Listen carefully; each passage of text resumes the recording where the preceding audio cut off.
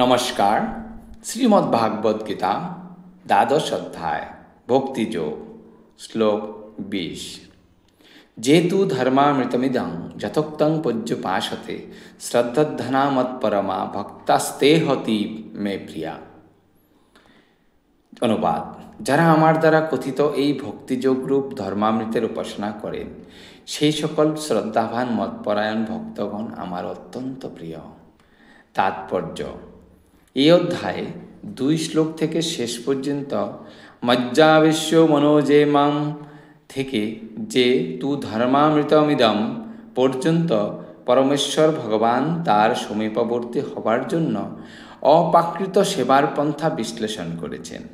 এই পন্থাগুলি ভগবানের অত্যন্ত প্রিয় এবং সেগুলি অবলম্বনকারী ব্যক্তিকে ভগবান গ্রহণ করে থাকেন। অর্জুন ভগবানকে প্রশ্ন করেছিলেন যে নির্বিশেষ ব্রহ্মোপলব্ধির পন্থা অবলম্বন করেছেন, যে নির্বিশেষবাদী এবং অন্যান্য ভক্তি সহকারে পরমেশ্বর ভগবানের সেবা করছেন, যে ভক্ত, এই দুজনের মধ্যে কে শ্রেষ্ঠ? তার উত্তরে ভগবান এত স্পষ্টভাবে বর্ণনা করলেন, যার ফলে আর কোনো সন্দেহই থাকে না যে ভক্তিযোগে ভগবানের সেবা করাটাই পরমার্থিক উপলব্ধির সর্বশ্রেষ্ঠ পন্থা।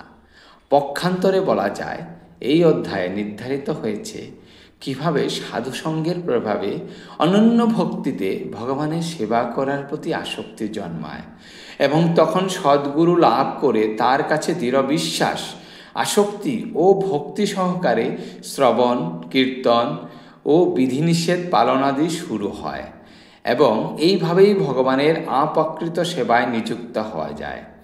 এই অধ্যায়ে এই পন্থা অবলম্বন করার পরামর্শ দেওয়া হয়েছে। তাই আত্মোপলব্ধির মাধ্যমে পরমেশ্বর ভগবানকে লাভ করার জন্য ভক্তিযোগী যে পরম পন্থা, সেই সম্বন্ধে কোনো সন্দেহ নেই।